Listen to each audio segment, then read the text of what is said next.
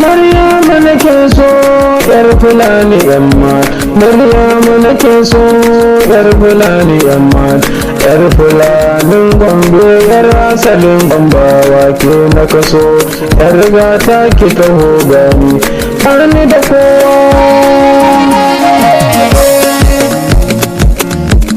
Kauna nake na fara kisan zani kaura.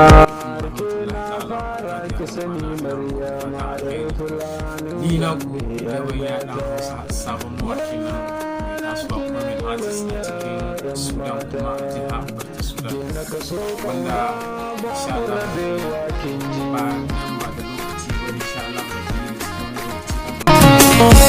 Yar Fulanin Gombe, yar Fulanin Gombe, yar Fulanin Gombe, yar Fulanin Gombe.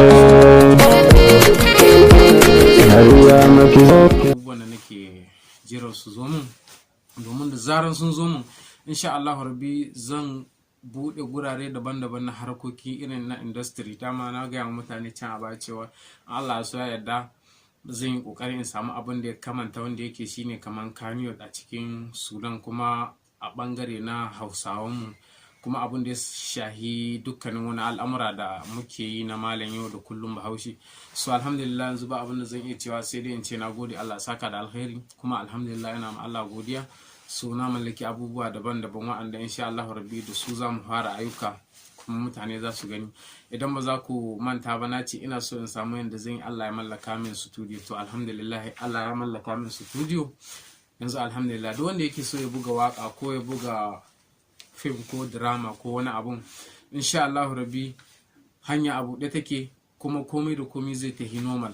Amma ha kada ku manta ku je ku danna muna subscribe, ku muna alawa kararwa da zarar mun ɗora shiri zai zo cikin wayoyinku ba tare da kun bincika akan YouTube ba. Kuma ku je ku sacin a YouTube channel dina mai suna Yabanya Dan Hausa. So insha Allah rabbi za ku ga dukkanin ayyukan da muke, kuma insha Allah rabbi duk wasu masu tasowa masu son su yi waka su yi fim, so insha Allah rabbi ba za mu ce za mu yi abubuwa ba wanda ba za a karbi kuɗi ba. Gaskiya akwai kuɗaɗen da za a dinga karɓa ga mutum da ya zan ya shigo cikin wannan harka ta industry.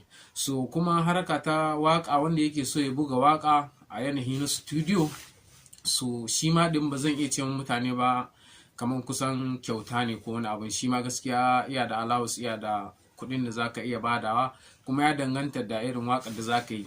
Saboda ka san waka ma idan ni zan yi ma kiɗa ko in kana da kiɗan ka, so akwai bambanci kuma zaka samu sassauci insha Allah.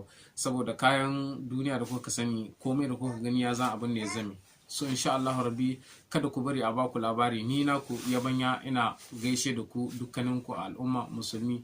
Kun ga wannan shine piano, kuma kun ga wannan ku dibi baya na ku gani, kun ga to wannan shine studio din namu wanda muke ba ku labarin cewa za mu zo a yi buga waka. Saboda dukkanin wanda yake so yi waka, so ban yankewa cewa wai ko Bahaushe ko wani irin yare ne, duk ko wani irin yare ne inda ka zo za ka yi waka, to ni zan yi ma recording ɗinta kuma in yi ma aiki. Mu shirya da kai kaman iyano kuma in yi ma aiki yanda ya kamata, kuma kai ma ka ji daɗin aiki. Wanda ma ka je in yi ji wannan waka inda ka yi ta ya tambaye ka, shi ma da gudu zai zo insha Allah rabbi. So kada ku bari a baku labari cikin Bar Sudan anan Dar es Salaam, zaran mun ɗora shirinmu zai zo muku. Ku je ku danna mana alawa kararrawa. Ni na ku Yabanya Dan Hausa sabon mawaƙin nan, ina muku godiya. Na gode Allah saka da alkhairi, sai mun haɗu sabon shiri.